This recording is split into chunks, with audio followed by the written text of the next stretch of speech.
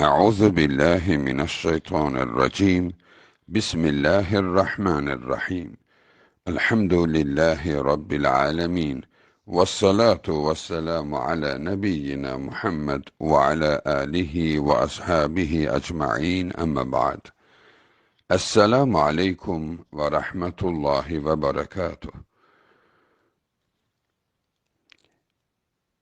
Değerli Müslümanlar, üç alamet vardır ki, o alametler onlardan biri kimde vardırsa, o adama müjdeler olsun. Müjdeler olsun ki, bu əlamət Allahın sevdiği əlamətdir. Yəni, Allah o qulunu sevir və onu müjdəliyir.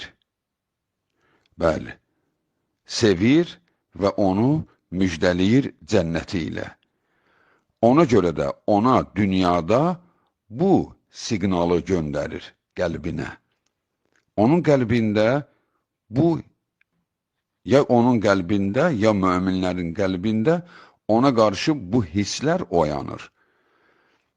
Kimdə bu əlaməti gördünüzsə, bilin ki, xoş olsun o insanın halına ki, bu üç əlamətdən biri onda var.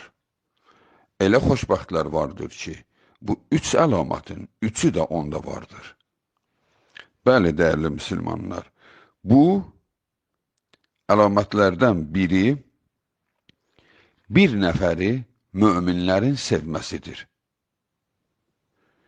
Yəni, möminlər bir nəfəri sevirsə, ona sayğı göstərirsə, onu xoş xatirələrlə xatırlayırlarsa, bu onun üçün Allah onu sevir deməkdir və bu onun üçün o cənnət əhlidir deməkdir.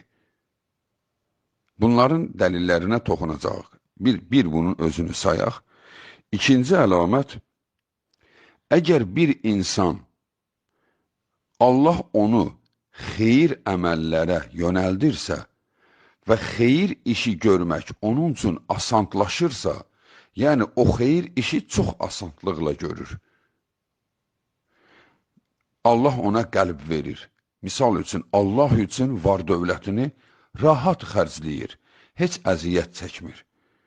Və yaxud da ki, elmli insandır, baxarsan ki, onlarla tələbəyə dərs verir.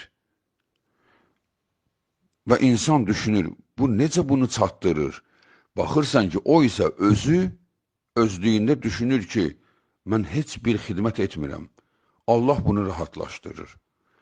Hə, deməli, sənin üçün xeyir əmələ rahatlıq gəldisə ki, o xeyir işi rahatlıqla görə bilirsənsə, bəli, bu da əlamətdir ki, Allah səni sevir. O səni sevir ki, sənin üçün bu əlamətləri yüngülləşdirir. Ki, rahatlıqla bu işi görüb cənnətə gələsən. Əlamətlərdən üçüncüsü yuxudur, röya. Bəli, yuxu. Ya sən özün üçün görərsən, gözəl bir yuxu. Belə misal olaraq deyək, yuxuda gördün ki, sənin qollarından tutub aparırlar cənnətə, sənə deyirlər, bax, bura sənin mülkündür, sən burada yaşayacaqsan. Və yaxud da ki, başqası sənin barəndə belə yuxu görüb ki, sən körpüdən rahatlıqla keçdin, Rəbbin dedi ki, mən qulun filənkəsi bağışladım. Bax, belə bir yuxular, misal üçün dedim, yəni, yuxunun görülməsi də ya o adamın özü üçün və yaxud da ki, başqası onun üçün görməsi də bu əlamətlərdəndir. Dəyərli müsəlmanlar, biz bunların dəlillərinə toxunacaq indi.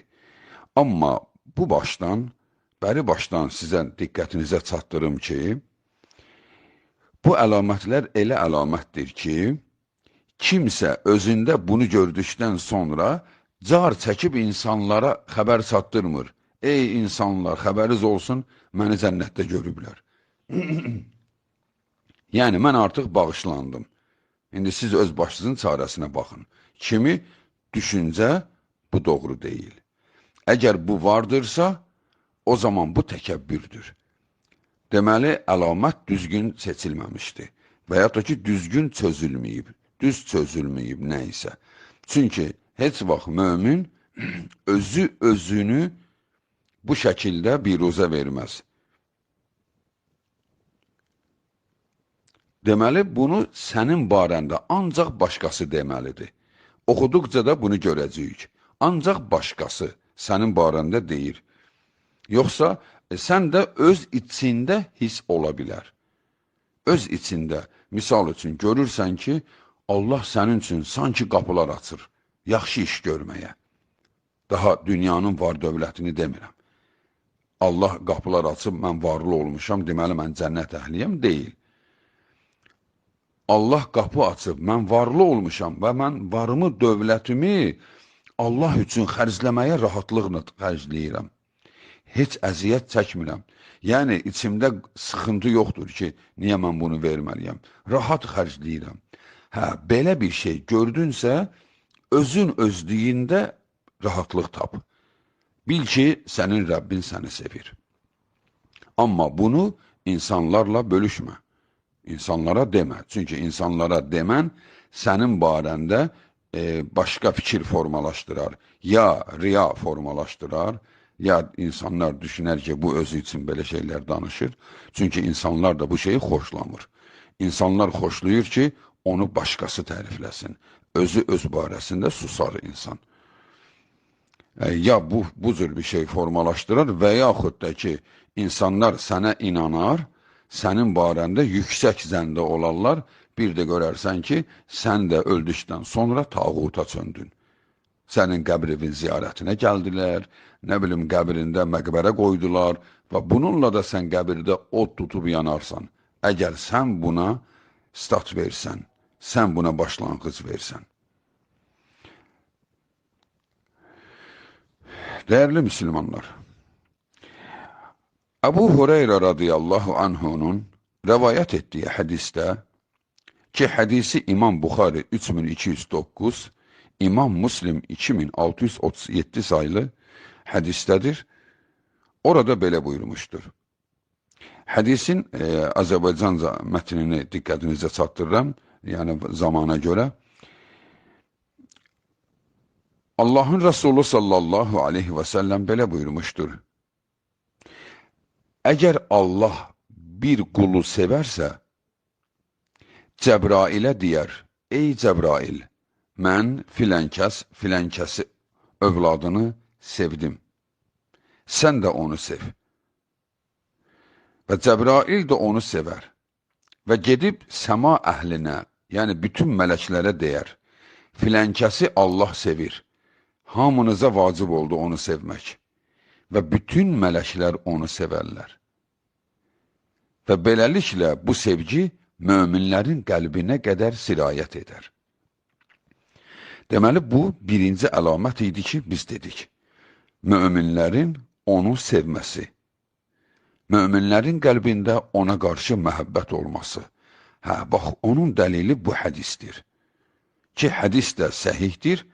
İmam Buxari Muslim rəvayət etmişdir. Əbu Hüreyrədən, radiyallahu anhudan.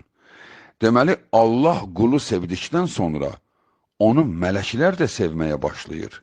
Bu, avtomatik qəlblərə yayılır, impuls kimi yayılır. İnsanlar qaldığı yerdə birdən bir qardaşı barəsində və yaxud da ki, bir müsəlman bacısı barəsində gözəl fikirlərə düşür və onu sevməyə başlayır. Heç bir şey bəlkə olmamışdı, qəflətən. Bax, bu, Allahın qəlblərə saldığı sevgidir. Dəyərli müsəlmanlar, bunu eşitdikdə, yəni bu o demək deyildir, yer əhli hamı onu sevməlidir. Xeyr, heç belə adam ümumiyyətlə yer üzünə gəlməyib. Heç peyğəmbərləri hamısı sevməyib. Heç peyğəmbərləri az insan sevib. Bax, möminlərin sevməsi sənə lazımdır. Möminlərin sevməsi. İnsan vardır ki, insanlar onu sevsin deyə Allahı qəzəbləndirməyə səbəb olur. Misal üçün, bir insan ondan yardım istəyir, deyir ki, siqaret almaq istəyirəm, mənə biraz yardım et. Və yaxud da ki, başım ağrıyır, istəyirəm biraz içəm, düzələm, mənə biraz yardım et. Sən ona yardım etsən, Allahı qəzəbləndirmirsən. Sən elə düşünmə ki, sən ona yardım etsən, o da orada burada desə ki, filankəs sağ olsun, mənə hörmət eləyir.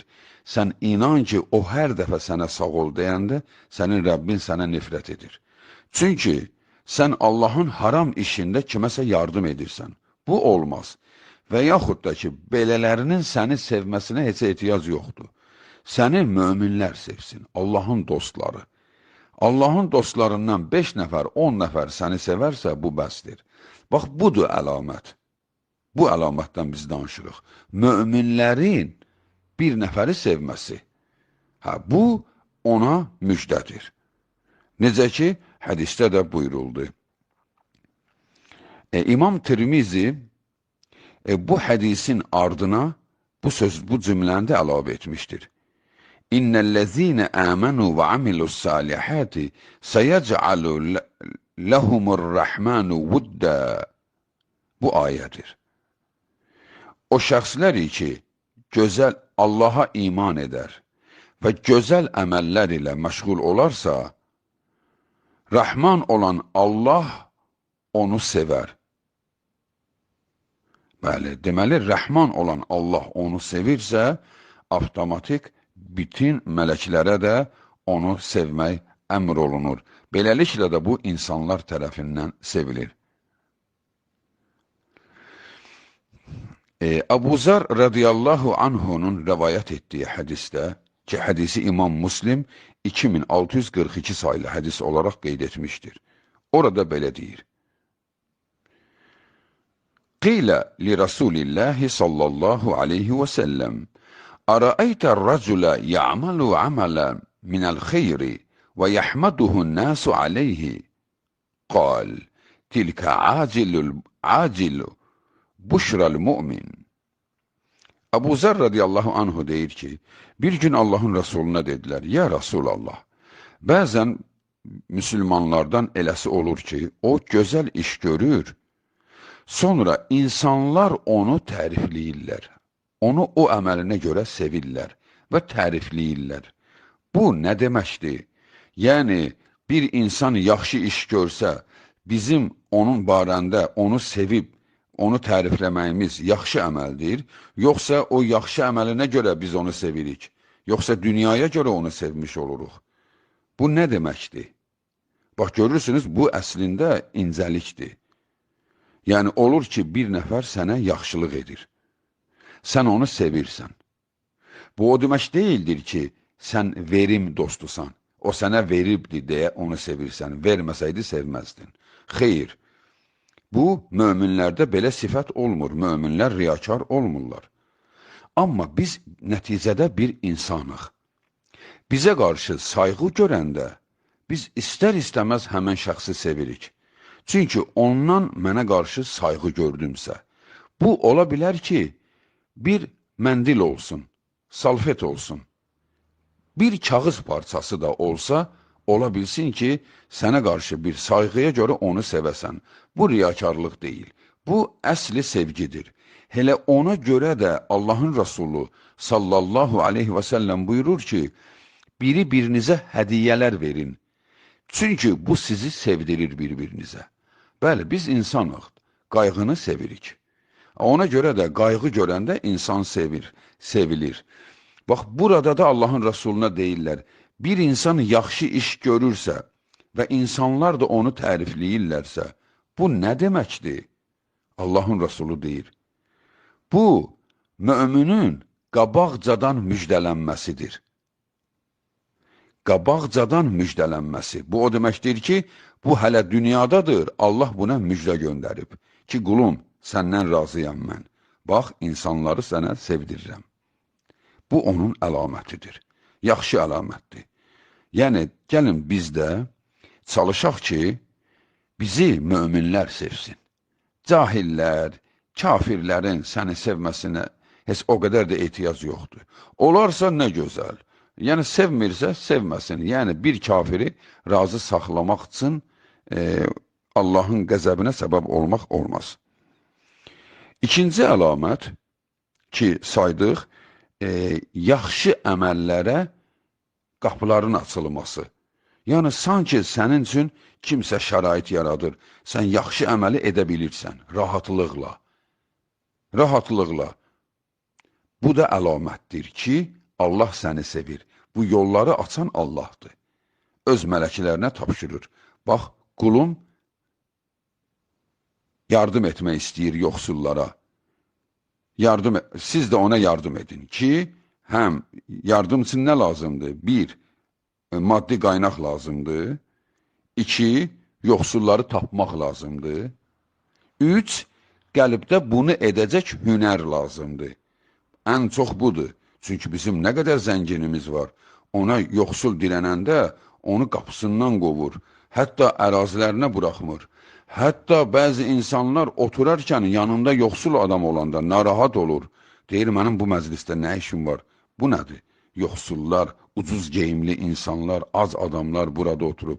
Hətta bizim bəzi cahil dindarlarımız vardır ki, onlar bəzən məclislər qururlar, düzdür, üzür məclisləri qurulması qəbul olunan deyil.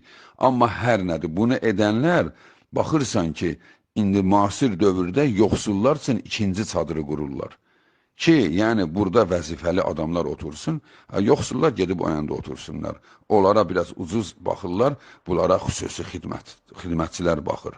Baxın, budur cəhənnəmin xəbəri. Allahın Resulü sallallahu aleyhi və səlləm buyurur ki, dünyanın ən faydasız süfrəsi yoxsulun olmadığı süfrədir. Bəli, o süfrədə ki, yoxsul yoxdur, nə süfrədir? Bir qrup təkəbbürlü, özündən razı insanlar oturublar, onlara ehsanat verirsən. Ay cahil, onun nəyini yedizdirirsən? Sən onu yedizdirirsən ki, hörmətin olsun, onun yanında mı? O kimdir ki? Allah onun qəlbini bərkitsə, heç o səni sevməyəcək, o sənə yardım etməyəcək. Sən Allahın yoxsul qullarını sevindir. Ona görə də deməli, yaxşılığı etməyə də qəlbi verən Allahdır. Deməli, Allah bir nəfərə qəlb verdi, var dövlət də verdi və onun üçün şərait yaradır ki, yoxsullara yardım et. O da gecə-gündüz yardım edir. Bax, xoş o adamın halına. O, dünyada bilsin ki, bu ona müjdədir, cənnət müjdəsi. Amma təbiidir, bax, sözümüzün əvvəlinə qaydırıq. Heç vaxt özündən razı olmayacaq. Heç vaxt özü üçün deməyəcək, gör Allah mənim üçün nə qəşən rahatlaşdırıb, deməli Allah məni sevir. Bunu dilə gətirməzlər. Bəli, sən bil bunu. İçində bu duyğuların olsun. Bu sevincə görə ağla. Bu sevincə görə göz yaşları tök ki, Allahım, sən nə gözəl oldu məni seçdin.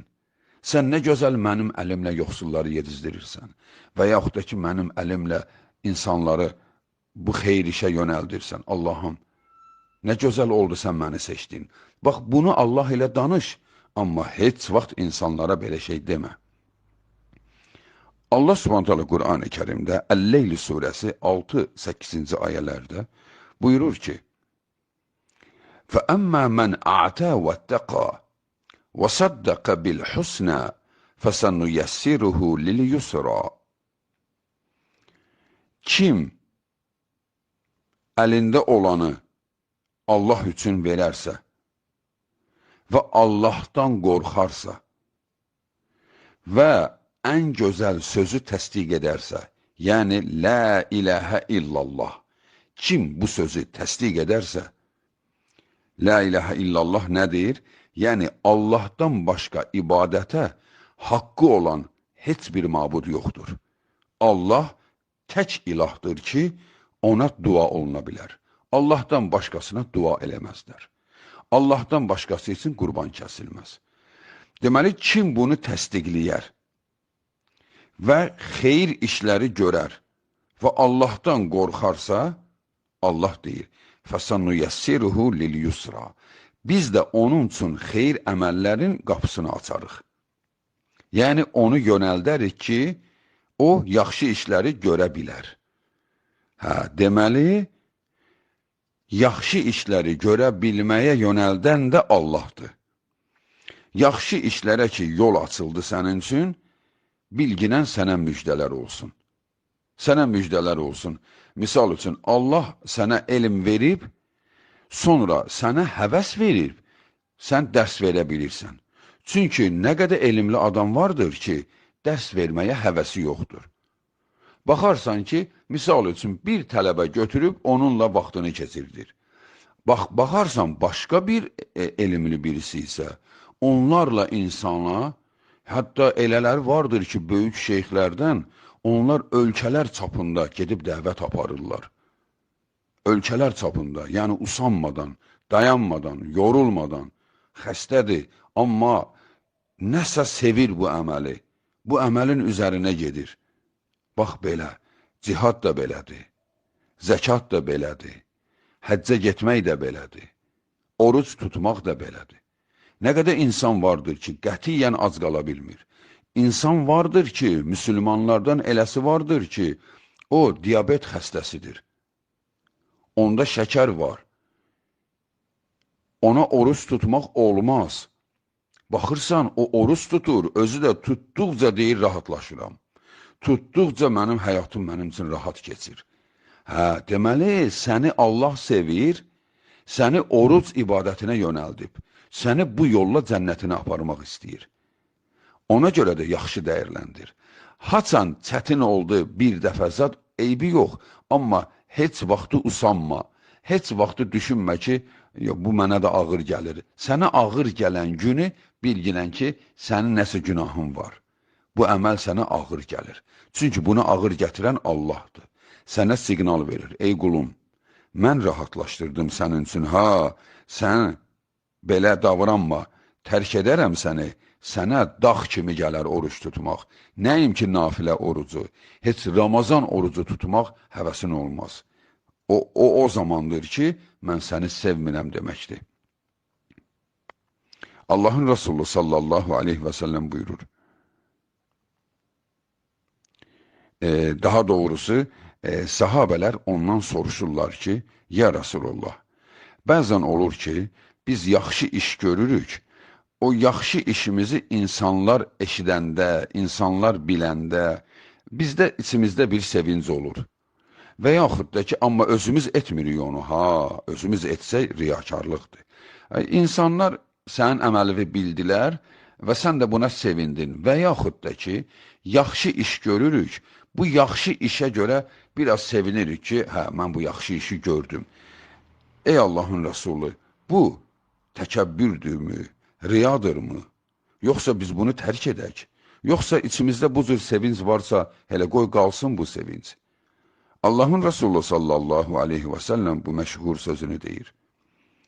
Mən sarratuhu həsənətəhu və səətəhu seyyiətəhu fəzəlikəl mümin.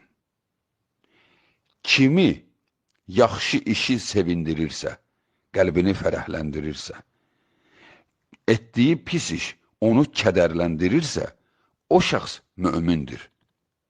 Bəli, o şəxs mümindir. Xeyr əməli onu sevindirir, pis əməli onu kədərləndirir. Niyə? Çünki nə qədər insan var, pis əməli edir, heç kədərlənmir də. Əccəb etdim deyir. Əccəb etdim. Bax, bu yanlış sözdür. Üçüncü xəbər, yəni Allahın müjdəsi yuxulardır. Yuxular, rüya. Ərəbcə həm rüya var, həm də naum, mənəm. Mənəm də deyilir yuxuya. Mənəm sadəcə olaraq yatıb, ağla görə görülən yuxulardır. Hələ belə, dünyada yaşadığın bir hadisələri görürsən, təkrar kimi filan. Bu sadəcə olaraq beynində olan təxəyyüldür. Sənin beynində olan yaşadıqlarındır, onu yuxu şəklində görürsən. Və yaxud da ki, bəzən olur, yaşayacağın bir şeyi qabaqcadan görürsən. Bu da bəzən olur. Beyni sürətli işləyən şəxslərdə bu baş verir. Bir də var rüya. Rüya nədir? Bizim də bildiyimiz isimlərdə də vardır rüya. Rüya, gerçək yuxuya deyirlər. Gerçək yuxu. Allahdan quluna göndərilən ısmarıc, mesaj. Bax, Belə yuxulara röya deyirlər. Röya şeytandan olmur. O Allahdandır. Allahdan gəlmiş xəbərdir. Misal üçün, sən yuxuda gördün ki, dünyada gördüyün bir işi səndən qəbul elədilər. Misal üçün, bir nurani şəxs gəldi, dedi ki, ey filan kəs, sənə müjdələr olsun, sənin Rəbbin səndən bunu qəbul etdi. Və yaxud da ki, yuxuda gördün, səni cənnətə aparırlar. Və yaxud da ki, sənin haqqında başqası yuxu gördü. Bu, sənə müjdədir. Niyə? Çünki İmam Buxarinin səhih sənəd ilə rəvayət etdiyi 6990 saylı hədisdə Əbu Hüreyrə radiyallahu anhu hədisi rəvayət eləyir. Allahın Rasulü belə buyurur. Səmi'tu Rasulallahi sallallahu aleyhi və səlləm yəqul Ləm yəbqə minən nübuvvəti illəl mübəşşirat. Qalu və məl mübəşşirat? Qal Ər-rü'yətus salihə. Allahın Resulü sallallahu aleyhi və səlləm buyurdu. Günlərin bir günü belə dedi. Peyğəmbərlikdən yerdə heç nə qalmayacaqdır. Yalnız müjdədən başqa. Peyğəmbərlikdən yerdə heç nə qalmayacaq, müjdədən başqa. İnsanlar dedilər, ya Rasulullah, bu nədir? Müjdə nədir? O dedi, salih yuxu. Salih yuxu möminə müjdədir. Kimin haqqında bu yuxu görüldü? Kim özü barəsində bunu gördüsə, bu müjdədir. Baxın, dəyərli insanlar, biz şəriətə görə bilirik ki, misal üçün, Allahdan qeyrisi üçün qurban kəsilməz. Bir nəfərə yuxuda dedilər ki, get filan ocaqda qurban kəs, səni Allah cənnətə aparacaq. Daha deyilmir bu yuxuya əməl olunsun. Əgər yuxuda sənə Allahın qadağan etdiyi bir işi təklif edirlərsə, deməli o şeytandır, səni aldadır. Sənə yuxuda deyilsə ki, filan ocağa get qurban kəs, sən yuxudan duran kimi de, la ilahə illallah, əuzu billahi minəşşeytanirracim, Allahın şeytanına lənət olsun. Bu, nə yuxu idi mən gördüm. Axı, Allahdan qeyrisi üçün qurban kəsmək şirkdir, insanı dindən çıxardır. Mən niyə gedib ocaqda qurban kəsməliyəm? Deməli, bu şeytan idi. Tamamdır, yuxunu rədd elə getsin. Allaha sığın o yuxunun şərrindən. Deməli, haram iş deyil. Misal üçün, yuxuda sənə deyirlər ki, sən namazla özünü incitmə, sən zaten Allahın dostusan, heç başını ağrıtma, həccə getmə. Sən Allahın dostusan, Allah səni sevir. Heç nə eləməsin də cənnətə gedəcəksən. Bilginən ki, bu şeytandır, səni aldadır, xeyir əməli səndən alır. Bu cür yuxular deyil. Təbii və o yuxuları biz özümüz hiss edirik.